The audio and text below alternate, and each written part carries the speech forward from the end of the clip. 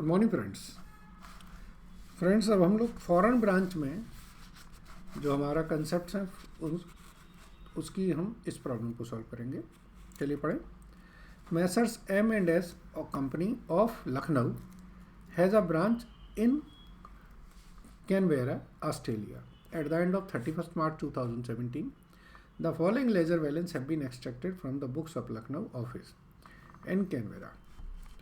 ये हमारे लखनऊ ऑफिस है और ये हमारा कैनबेरा ब्रांच है जो ऑस्ट्रेलियन डॉलर में है। ये हमारी शेयर कैपिटल्स वगैरह दे रखी हैं, ठीक है। Reserve surplus, plant and machinery, ठीक है। Debtor, creditors, stock, branch stock reserve, purchase sale, goods send to branch. अब देखिए गुड्स सेंड टू ब्रांच जो है वो हमारा दिया है इसमें क्वेश्चन में 100 है और इनके यहाँ पे मिला है 20। अगर कोई इन ट्रांजिट आइटम नहीं है तो इसकी कन्वर्जन इसी अमाउंट पर होगी, ठीक है। इसी तरीके से branch office and head office current account है। तो ये देखिए, तो फ्रेंड्स हम जानते हैं सबसे पहले हमें एक तो जो ट्रायल बैलेंस फॉरेन करेंसी में दिया है उसे हमें कन्वर्ट करना होगा, ठीक है। इसके बाद हम ट्रेडिंग पीएल बनाएंगे कंबाइंड ब्रांच का और हेड ऑफिस का, ठीक है। चलिए शुरू करते हैं। क्वेश्चन में जो दिया है स्टॉक दे रखे हैं। Head office always send goods to branch at 25% above cost. Provision 5% का मेंटेन करना है। डेप्रिशिएशन प्रोवाइड करना है इस रेट से। So you are required to convert the branch trial balance into rupees और प्रिपेयर ट्रेडिंग P&L, ठीक है। पहले हम ब्रांच का ट्रायल बैलेंस बना लेते हैं, ठीक है। तो हम लिखेंगे कंपनी का नाम M&S कंपनी लिमिटेड, फिर लिखेंगे converted trial balance of Canberra Australian branch, ठीक है।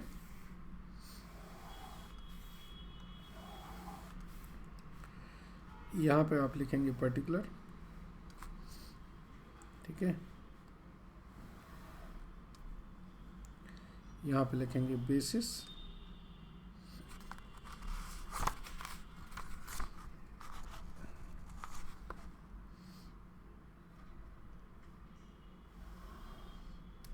चलिए ये आपका डेबिट और ये क्रेडिट, ये रेट, तो ये आपका आ जाएगा इंडियन रुपीज़ में डेबिट एंड क्रेडिट, ठीक है।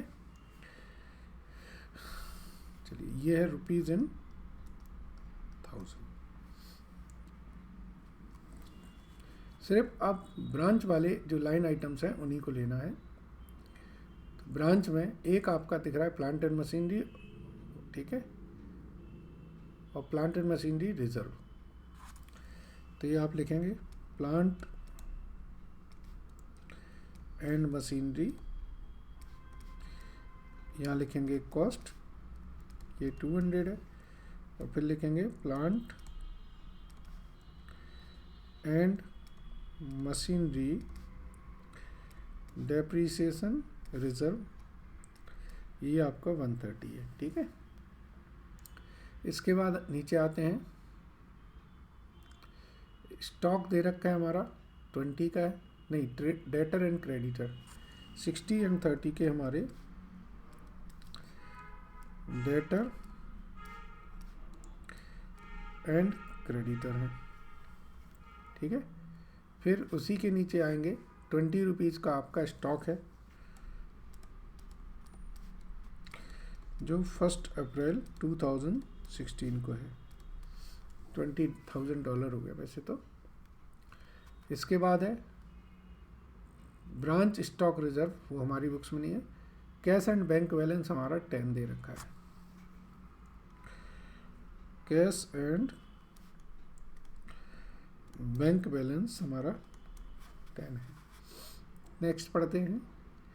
इसके बाद है परचेज एंड सेल्स, तो 20 एंड 123 की।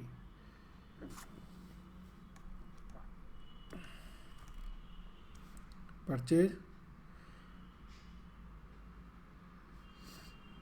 And cell. 20 की परचेज की है, 123 की सेल की है। इसके बाद है गुड्स सेंड टू ब्रांच, हमारे यहाँ से 100 के गया, वहाँ पर 5 रुपये। So goods received from head office, ये 5 का हो गया। ठीक है। इसके बाद अब है हमारा wages, rent and office expenses. Wages, rent, office expenses. Wages हमारे हैं 45, रेंट 12 है, ऑफिस एक्सपेंसेस 18 है। फिर आपका कमीशन की रिसीट हुई है यहाँ पर 100 की। और देखिए क्या है, branch head office current account हमारा है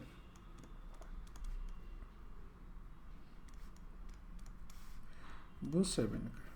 ठीक है जी।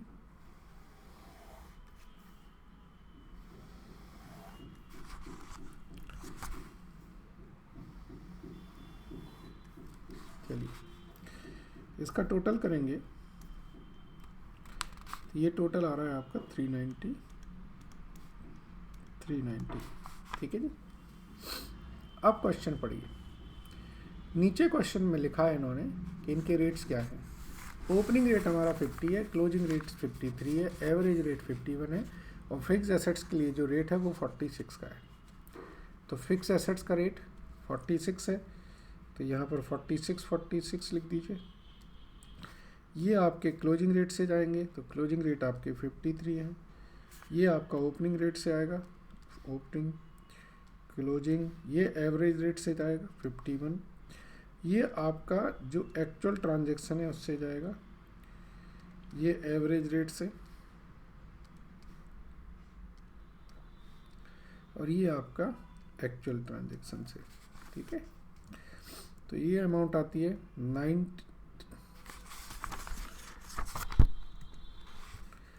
9200 एंड 5980। फिर इसको करेंगे तो ये आएगा 3180 एंड 1590। फिर this will become 1000, this will become 530,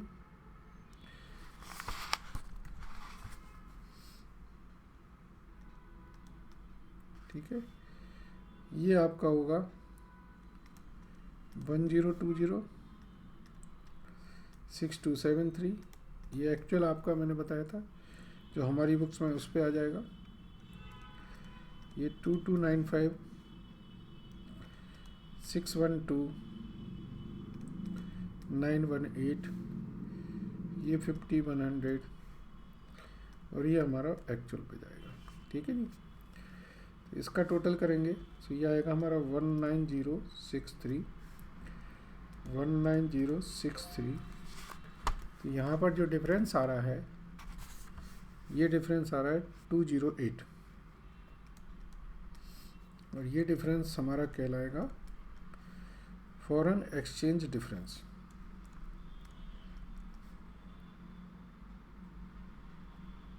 ठीक है जी। इसके बाद क्वेश्चन में नीचे आप देखिएगा क्लोजिंग स्टॉक लिखा हुआ है कितना, वहाँ पर है 3125 का। ठीक है जी। सो क्लोजिंग स्टॉक ये 3125 है, इसका जो रेट होगा वो क्लोजिंग रेट होगा, तो अमाउंट आएगी 165625। ठीक है। हमने क्लोजिंग स्टॉक को भी कैलकुलेट कर लिया। चलिए, तो पहला था हमारा ट्रायल बैलेंस को कन्वर्ट करना है। अब दूसरा है हमारा कि भाई कंबाइंड ट्रेडिंग P&L बनाना है। ठीक है। इससे पहले हम डेप्रीशिएशन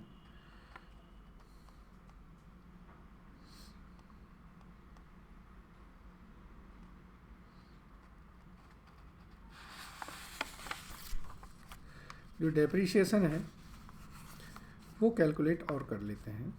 ठीक, चलिए इसी के नीचे बना देते हैं, फिर हमारा ट्रायल बैलेंस ट्रेडिंग पीएल हमारा इजीली बन जाएगा। तो एक वर्किंग नोट बना लेते हैं, वो होगा आपका कैलकुलेशन ऑफ डेप्रीशिएशन। यहाँ पर हम हेड ऑफिस का लिख लेते हैं और यहाँ पर ब्रांच का। ठीक है, चलिए क्वेश्चन में जो दिया है हमारे पास, हमें लगाना है डेप्रीशिएशन 10% बिल्डिंग पे और प्लांट एंड मशीनरी पे 20%। तो हमारी जो बिल्डिंग है वो यहाँ 1000 की है, इस पे डेप्रीशिएशन रिजर्व जो है वो कितने पे है? डेप्रीशिएशन रिजर्व देखिए 200 का है। इसका मतलब है रिटन डाउन वैल्यू मेरी कितनी हुई? 800। तो 10% से जो डेप्रीशिएशन आएगा वो आएगा 80। ठीक है जी। अब प्लांट एंड मशीनरी की बात करें। प्लांट एंड मशीनरी में जो हमारी कॉस्ट है हेड ऑफिस की है 2500, रिजर्व उस पर 600 है। तो ये 2500 है और इस पर रिजर्व 600 है। ये 9200 है और इस पर रिजर्व 5980 है। ये आपने कन्वर्ट किए ना, वो आएंगे अब।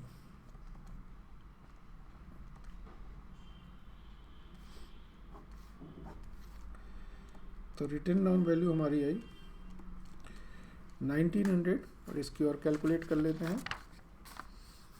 This comes to 3220। ठीक है, तो डेप्रीशिएशन 20% से करेंगे तो ये आएगा 380 और 644। ठीक है, तो 80 आपका ये हो गया। तो टोटल डेप कितना आएगा? हेड ऑफिस में लग रहा है 460 और ब्रांच में लग रहा है 644।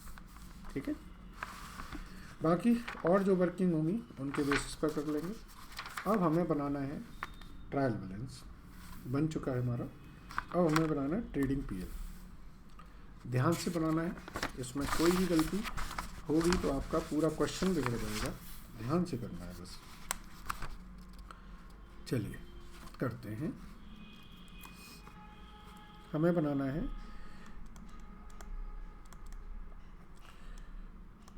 Trading and profit and loss account for the year ended. ठीक है जी,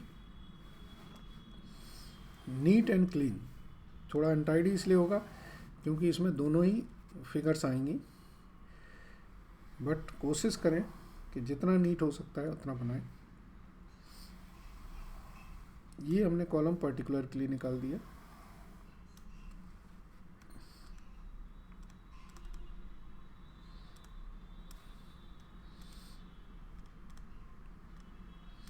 ठीक है जी, अब ये कॉलम आपका हेड ऑफिस का हो गया,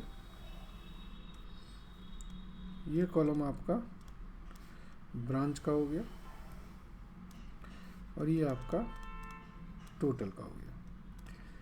ये हेड ऑफिस का कॉलम हो गया,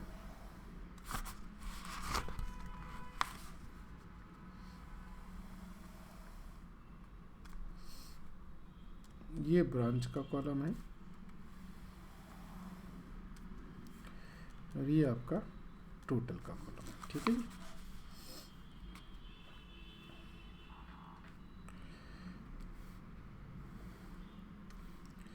ये आपका ग्रॉस प्रॉफिट के लिए लाइन मैंने खींच दी।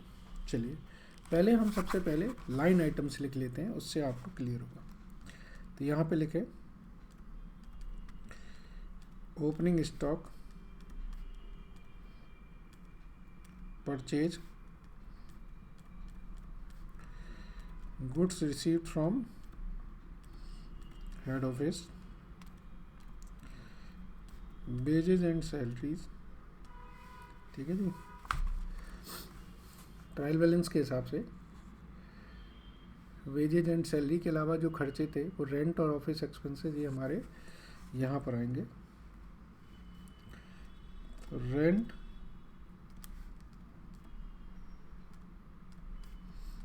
ऑफिस एक्सपेंसेस ये हमारे यहाँ पर आएंगे। इसके बाद हमें प्रोविज़न बनाना है फॉर बैड डेट्स 5% से। डेप्रीशिएशन हमें लिखना है यहाँ पे, ठीक है। जो कमीशन आपको मिला था ब्रांच में वो आपका यहाँ आ जाएगा, ठीक है जी। चलिए अब वैल्यूज़ लिख लें।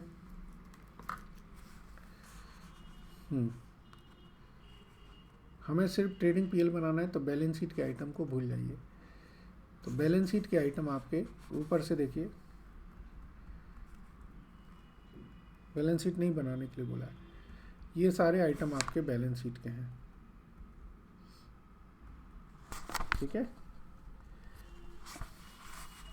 इसके नीचे भी हैं बट ये मेजरली हैं।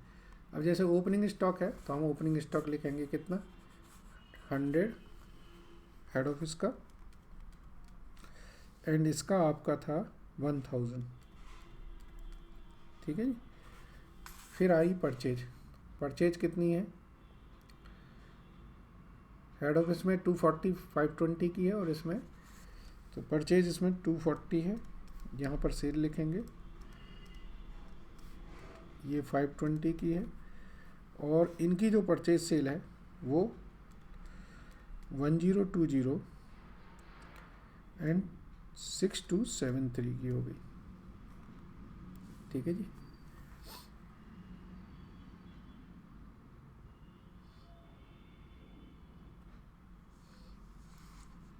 नेक्स्ट,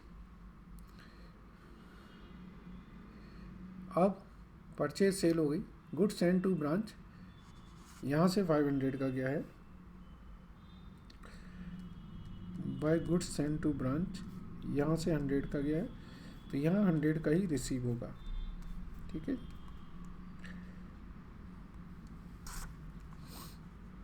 फिर देखिए मैनेजिंग पार्टनर सैलरी, ये हमारे हेड ऑफिस का पार्ट है तो वो हेड ऑफिस में जाएगा जनरल P&L में। वेजेस सैलरी 75 एंड 45 है तो यहाँ 75 आ जाएगी और ये 45 से जो ट्रायल बैलेंस से आएगा वो 2295 है, ठीक है। इसके बाद rent, office expenses and commission receipts, तो रेंट आप यहाँ लिख दें।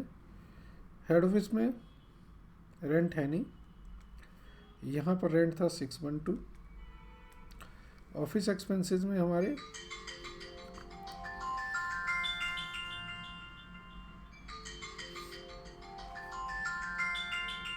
$25 के हैं,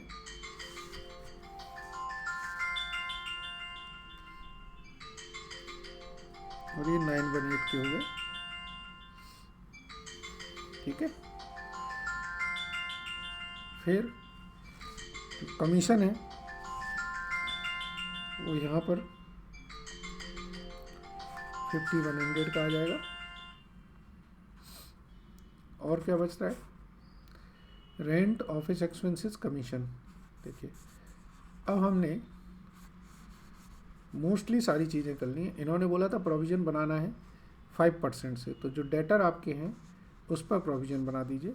तो आपके हेड ऑफिस के डेटर 280 हैं तो इस पर प्रोविज़न बनेगा 14, और जो आपके ब्रांच के डेटर हैं वो है 13180 के, उस पर प्रोविज़न बनेगा आपका 159 का, ठीक है। डेप्रीशिएशन की वर्किंग हमने करी थी तो डेप्रीशिएशन की यहाँ पर 480 आ रहा है और यहाँ पर 644 आ रहा है। और तो कुछ ऐसा लाइन आइटम है नहीं। अब हाँ, क्लोजिंग स्टॉक लिखना है तो क्लोजिंग स्टॉक आप यहाँ पे लिखें, ये आपका 150 है और ये 165.625 हो गया, ठीक है।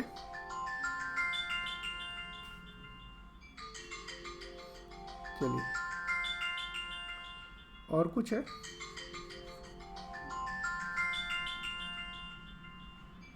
नहीं, बस अब आप इसे टोटल कर दीजिए।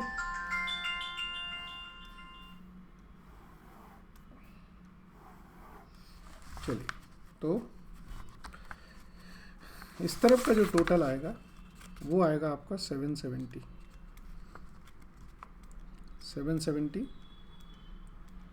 355, 355,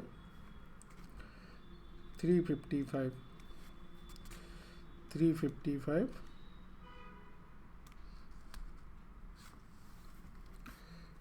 नहीं, इसमें भी देखिए कमीशन रिसीट है, आपने देखा नहीं है।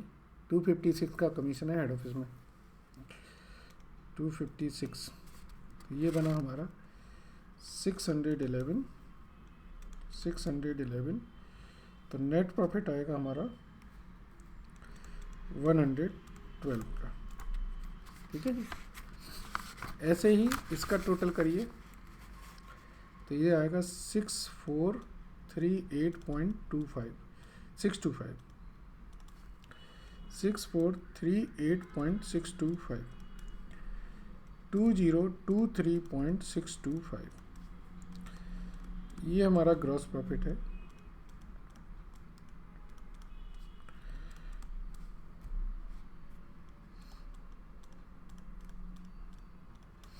ठीक है जी, तो यहाँ पर आ रहा है 7123.625, 7123.625, तो ये आया 4790.625। अब आप एक जनरल P&L बना लीजिए।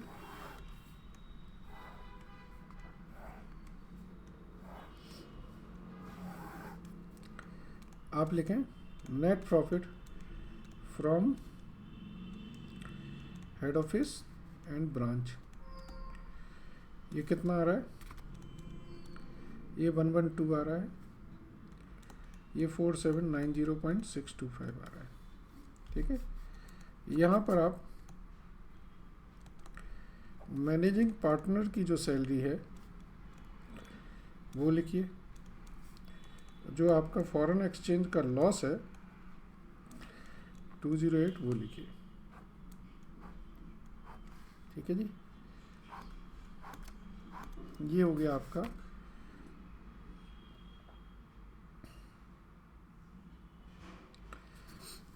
अच्छा। आपके पास स्टॉक रिजर्व था 4 रुपए का, बाय ओपनिंग स्टॉक रिजर्व लिखिए